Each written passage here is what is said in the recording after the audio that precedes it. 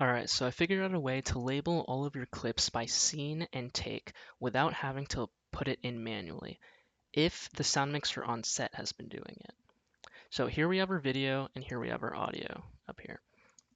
And we'll notice that if we enable the column data of scene and the column data of take, we'll see what the sound mixer has put in. So we'll find scene really quick right there, and we'll find take right there.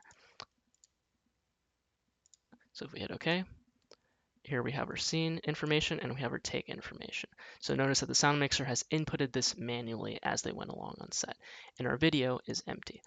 So if we grab all of this and we sync it, luckily this has time code, so it makes things super easy. I might get an error, but it doesn't matter. That's fine. So we'll grab all of this, holding Command to clone, and we'll put it into our output bin right there. All of this is MOS, so it doesn't matter. We'll come back to this bin, and we'll notice that here in our synced clips, we'll notice that the scene information and the take information are empty. They're missing. And the reason for this is because the video is deemed more important, and since they're blank, it got overridden over the sound. Same thing happened over here with the tape ID. So the sound has this tape ID, but since the video doesn't have any information, the video overrides that metadata. We'll notice the same thing as well here for the tape or /real ID. Here's the real ID of the video, but since it's more important, the audio over here got overwritten.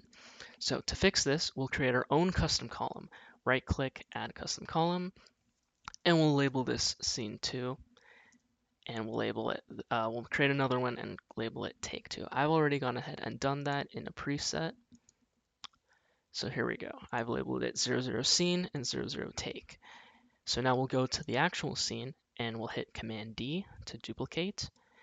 And you'll notice that since I labeled it 00, it shot up to the top. So instead of having to scroll down and try to find scene, try to find take, it's just right there at the top. So I'll hit OK. And now all of that scene information in that column got duplicated over to our custom column. And because the synced clip knows that it has this audio attached to it, embedded into it, it went ahead and added that metadata into this column because it knew it had that audio.